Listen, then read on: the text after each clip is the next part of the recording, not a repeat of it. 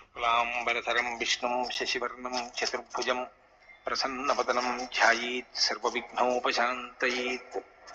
గురుర్బ్రహ్మా గురుర్విష్ణుః గురుర్దేవో మహేశ్వరः గురుః సాక్షాత్ పరబ్రహ్మ తస్మై శ్రీ గురవై నమః. వ్యాసాయ విష్ణురూపాయ వ్యాసరూపాయ విష్ణవే నమో వై బ్రహ్మనిధయే వాసిష్ఠాయ నమో నమః. కూజంతం రామ రామేతి మధురం మధురాక్షరం ఆరుహ్య కవితాశాఖాం వందే వాల్మీకికోకిలం. శృతిస్మృతిపురాణానాం ఆలయం కరుణాలయం నమామి భగవత్పాదశంకరం లోకశంకరం. సదాశివసమారంభాం శంకరాచార్యమధ్యమాం అస్మదాచార్యపర్యంతాం వందే గురుపరంపరాం. వాగర్ధావివ సంపృక్తౌ వాగర్ధప్రతిపత్తయే జగతః పితరౌ వందే పార్వతీపరమేశ్వరౌ. సూక్తిం సమగ్రయతున స్వయమేవ లక్ష్మీః శ్రీరంగరాజమహిషీ మధురైః కటాక్షైః. వైదగ్ధ్యవర్ణకునకుంభనగౌరవైర్యాం కండూలకర్ణకుహరాः కవయోధయంతి. హైమోర్ధపుండ్రమజహన్మకుటం సునాసం మందస్మితం మకరకుండలచారుగండం బింబాధరం బహుళదీర్ఘకృపాకటాక్షం శ్రీవేంకటేశముఖమాత్మని సన్నిధత్తాం. మనోజవం మరుతతుల్యవేగం జితేంద్రియం బుద్ధిమతాం వరిష్టం వాతాత్మజం వనరయూథముఖ్యం శ్రీరామదూతం శిరసా నమామి. జయత్యతి బలో రామో లక్ష్మణశ్చ మహాబలః రాజారీతి సుగ్రీవో రాఘవేణాభిపాలితః. దాసోహం కోసలేంద్రస్య రామస్యాక్లిష్టకర్మణః హనుమాన్ శత్రుసైన్యానాం నిహంతా మారుతాత్మజః. నరావణసహస్రం మే యుద్ధే ప్రతిఫలం భవేత్ శిలాభిస్తు ప్రహరతః పాదపైశ్చ సహస్రశః. అర్దయిత్వా పురీం లంకాం అభివజ్యత మైథిలీం సమృద్ధార్థో గమిష్యామి విశతాం సర్వరక్షసాం. ధర్మాత్మా సత్యసంధశ్చ రామో దశరథిర్యది పౌరుషే చ ప్రతిద్వంద్వశరైరం జహిరావిణిం. ఆపదామపహర్తారం దాతారం సర్వసంపదాం లోకాభిరామం శ్రీరామం భూయో భూయో నమామ్యహం. శరజ్యోత్సనా శుద్ధాం శశీతజటాజూటముకుటాం వరత్రాసత్రాణస్ఫటికఘటికా పుస్తకకరాం. సకృన్నత్వా నత్వా కథమివ సతాం సన్నిధతతే మధుక్షీరద్రాక్షా మధురిమధురీణాః ఫణితయః. హరి ఓం.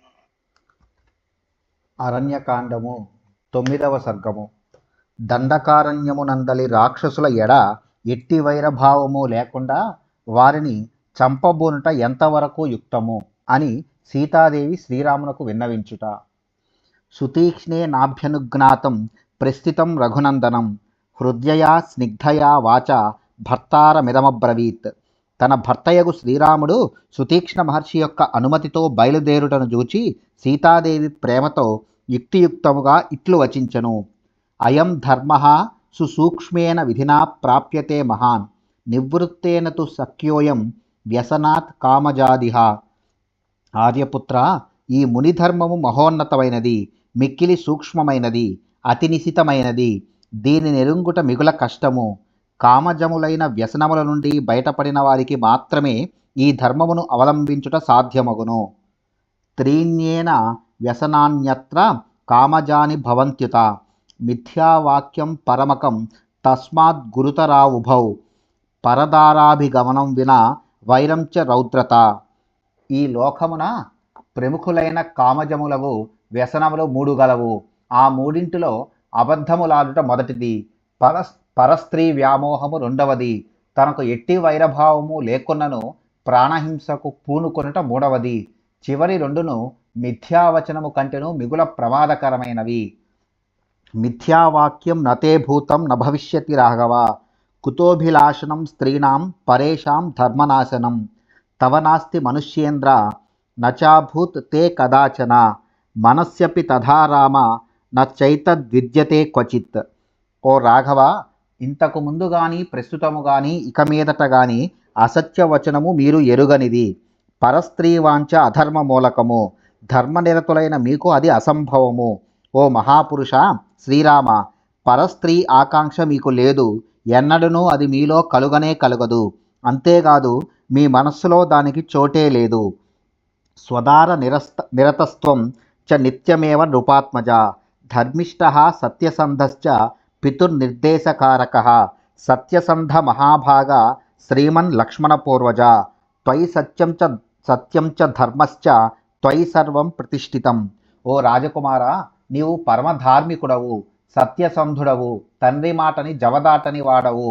అంతేకాదు నీవు ఏకపత్ని భృతుడవు.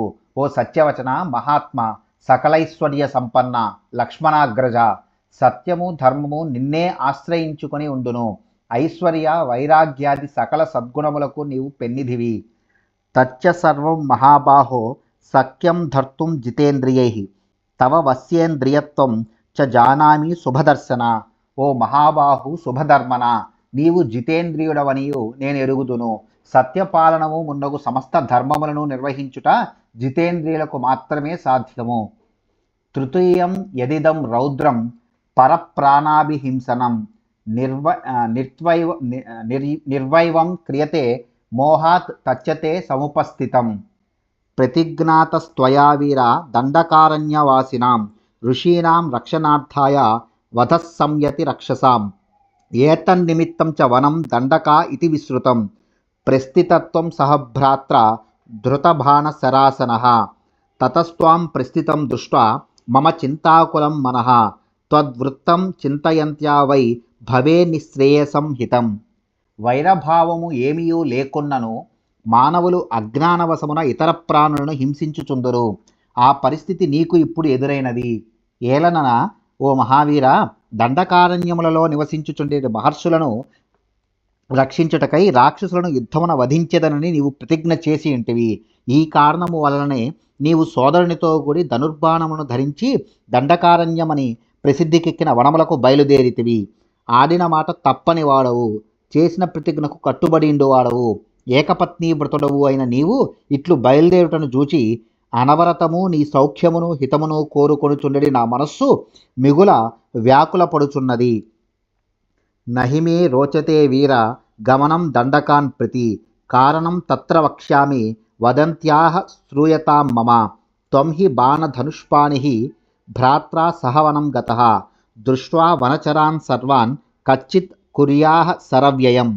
ఓ వీరా, నీవిట్లు దండకారణ్యములకు ప్రయాణము చేయుట నాకు తృప్తిగా లేదు. నేను అందులకు కారణములను తెలిపెదను వినుము. నీవు ధనుర్బాణములను చేబూని లక్ష్మణ సహితుడవై వనములలో అడుగిడిన పిమ్మట అచట సంచరించడి క్రూర మృగములపై రాక్షసులపై బాణములను ప్రయోగింతువు కదా.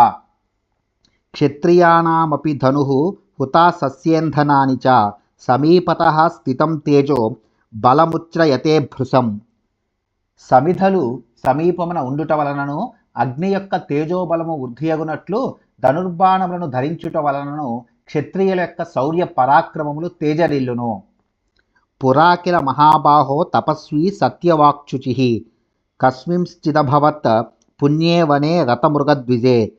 తస్యైవ తపసో విఘ్నం కర్తుమింద్రశచీపతి. ఖడ్గపాణిరథాగచ్చత్ ఆశ్రమం భటరూపధృత్. తస్మింస్తదాశ్రమపదే నిశితః ఖడ్గ ఉత్తమః. స న్యాసవిధినా దత్తః పుణ్యే తపసి తిష్టతః. ఓ మహాబాహు, పూర్వకాలమున మృగములు పక్షులు హాయిగా జీవించుచుండడి ఒక పవిత్ర వనమున ఒక తపస్వి ఉండేడివాడు. అతడు సత్యవచనుడు, నిర్మలమైన మనస్సు గలవాడు. శచీపతి అయిన ఇంద్రుడు ఆ ముని తపస్సును భంగపరచుటకై ఒక ఖడ్గమును తీసుకొని భటుని రూపములో ఆ ఆశ్రమమునకు వచ్చెను. పవిత్రుడైన ఆ తపస్వి నివసించుచున్న ఆ ఆశ్రమమునకు విచ్చేసిన పిమ్మట భటుని రూపములో ఉన్న ఇంద్రుడు వాడి అయిన తన చేతిలోని ఆ మహాఖడ్గమును ఆ తాపసిక్కడ న్యాసముగా ఉంచెను. న్యాసము రాజుల వలన భీతి కారణములను చోరుల భయము వలనను దాయాదులు వంచించి అపహరింతులను భయముతోడను ఒకడు తన ద్రవ్యమును ఇతరుల ఇంట భద్రముగా ఉంచుటను న్యాసము అని అందురు. స తచ్చస్త్రమనుప్రాప్య న్యాసరక్షణ తత్పరః. వనే తం విచరత్యేవ రక్షన్ ప్రత్యయమాత్మనః. యత్ర గచ్చత్యుపాదాతుం మూలాని చ ఫలాని చ న వినాయాతి తం ఖడ్గం న్యాసరక్షణ తత్పరః. నిత్యం శస్త్రం పరివహన్ క్రమేణ స తపోదనః. చకార రౌద్రీం స్వాం బుద్ధిం త్యక్త్వా తపసి నిశ్చయం. ఆ తపస్వి తన యొద్ద నమ్మకముతో న్యాసముగా ఉంచిన ఖడ్గమును తీసుకొని వనమున సంచరించుచున్నప్పుడు దానిని రక్షించుటయందే తత్పరుడై ఉండెను. కందమూల ఫలాదులను సేకరించుటకై వెళ్ళినప్పుడు కూడా ఆ తాపసి న్యాసరక్షణ నిరతుడై ఆ ఖడ్గమును తన యొద్దనే ఉంచుకొనుచుండెడివాడు. ఆ తపోధనుడు అనుక్షణము ఆ ఖడ్గమును రక్షించుకొనుట ఎందే నిమగ్నుడై ఉండుట వలన క్రమముగా తన తపస్సునందు ఏకాగ్రతను కోల్పోయెను. దాని ప్రభావమున అతని బుద్ధి హింసాత్మకముగా మారెను. తతస్స రౌద్రేభిరతః ప్రమత్తో ధర్మకర్షితః తస్య శస్త్రస్య సంవాసాత్ జగామ నరకం మునిః. ఏవమేతత్ పురావృత్తం శస్త్ర సంయోగ కారణం. ఆ శస్త్రము ఖడ్గము యొక్క సంపర్కము వలన ఆ ముని తపస్సునకు దూరమై అధర్మ మార్గమునకు లోనై హింసాత్మక చర్యలకు దిగెను. తత్ఫలితముగా ఆయనకు నరకము ప్రాప్తించెను. హింసా ప్రవృత్తిని కలిగించడి ఒక శస్త్ర సంపర్కమున జరిగిన ఒక పూర్వ వృత్తాంతం ఇది. అగ్ని సంయోగ వద్ధేతు శస్త్ర సంయోగ ఉచ్యతే. స్నేహాచ్చ బహుమానాచ్చ స్మారయే త్వాం న శిక్షయే. అగ్ని సంబంధము వలన ఆ వస్తువునందు మార్పు కలుగునట్లు శస్త్రము కలిగి ఉండుట చేతను మనుష్యుల బుద్ధులు మారుచుండును. మీ అందలి అనురాగము వలనను గౌరవ కారణమునను ఈ వృత్తాంతమును మీకు జ్ఞప్తికి తెచ్చితేనే గాని ఇది హితబోధ ఏమాత్రము గాదు. నా కథంచన సా కార్య గృహీత ధనుషా త్వయా బుద్ధిర్వైరం వినాహంతుం రాక్షసాన్ దండకాశ్రితాన్ అపరాధం వినాహంతుం లోకాన్ వీర నకామయే. ధనుర్ధారివైన నీవు దండకారణ్యమునందలి రాక్షసుల ఎడ ఎట్టి వైరభావము లేకుండా వారిని చంపదలంచుట ఏ విధముగాను యుక్తము కాదు గదా. ఓ వీర, నిరపరాధులైన వారిని చంపుట నాకు సమ్మతము కాదు. క్షత్రియానాం తు వీరానాం వనేషు నిరతాత్మనాం ధనుషా కార్యమేతావత్ ఆర్తానాం అభిరక్షణం. వనములలో నిరంతరము తపమునర్చుచుండేడి మునులు రాక్షసాదుల వలన ఆర్తులైనచో క్షత్రియ వీరులు ధనుర్బాణములను ధరించి వారిని రక్షింపవలసినదే. క్వచ శస్త్రం క్వచవనం క్వచక్షాత్రం తపఃక్వచ వ్యావిద్ధమిదమస్మాభిః దేశధర్మస్తు పూజ్యతాం. శస్త్రధారణమెక్కడా, వనవాసమెక్కడా, క్షత్రియ ధర్మమెక్కడా, తపోవృత్తి ఎక్కడా? ఇవి అన్నీను పరస్పర విరుద్ధములు. ఇప్పుడు మనము వనవాసమున ఉంటుమి కనుక మనము వనజీవన ధర్మమైన తపఃప్రవృత్తినే కలిగి ఉండవలెను. అనగా మనము ఇచట తపోవిధులను పాటించుటయే యుక్తము. తదార్య కలుషా బుద్ధి జాయతే శస్త్రసేవనాత్ పునర్గత్వా త్వయోధ్యాయాం క్షత్రధర్మం చరిష్యసి అక్షయాతు భవేత్ ప్రీతి శ్వశ్రూస్వసురయోర్మమ యది రాజ్యం పరిత్యజ్య భవేస్త్వం నిరతో ముని. ఓ ఆర్య,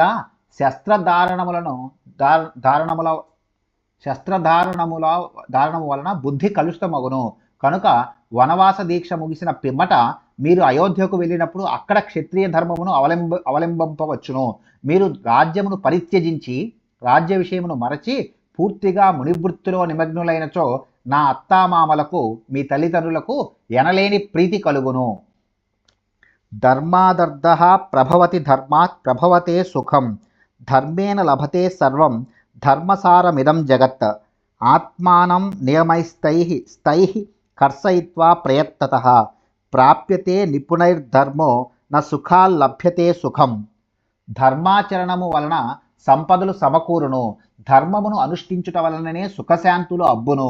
ధర్మము వలన జ్ఞానము, తద్వారా ముక్తియు లభించును. ఈ జగత్తునకు ధర్మమే ఆధారము. చాంద్రాయణాది వ్రతములను పాటించుచు ప్రయత్నపూర్వకముగా శరీరమును కృషింపజేసి బుద్ధిమంతులు తపోధర్మమును ఆచరించుచుందురు. దాని వలన ముక్తి లభించును. అంతేగాని శరీర సుఖములకు మాత్రమే పరిమితమై జీవయాత్ర గడిపినచో ముక్తి లభింపదు. నిత్యం శుచిమతి సౌమ్య చరధర్మం తపోవనే సర్వం హి విదితం తుభ్యం త్రైలోక్యమపి తత్వతః. స్త్రీ చాపలాదేతదుతాహృతం మే ధర్మం చ వక్తుం తవ కః సమర్థః విచార్య బుద్ధ్యా తు సహానుజేన యద్రోచతే తత్ కురుమాచిరేణ. ఓ సౌమ్యుడా, నిర్మల బుద్ధితో నిత్యము తపోవన ధర్మమునే ఆచరింపుము. ముల్లోకములకు సంబంధించిన పురుషార్థములు అన్నీను పూర్తిగా మీరెరిగినవే. స్త్రీ చాపల్యముచే మీ అందుగల అనురాగముచే నేను ఇట్లు పలికితేనే గాని ధర్మమును గూర్చి మీకు తెల్పగల సమర్థులెవరు? కనుక సోదరుడగు లక్ష్మణుడితో వెంటనే బాగుగా ఆలోచించి మీ ఇష్టానుసారము చేయుడు. ఇత్యార్షే శ్రీమద్రామాయణే వాల్మీకియే ఆదికావ్యే అరణ్యకాండే నవమః సర్గః. వాల్మీకి మహర్షి విరచితమై ఆదికావ్యమైన శ్రీమద్ రామాయణమునందలి అరణ్యకాండమునందు ఇది 9వ సర్గము.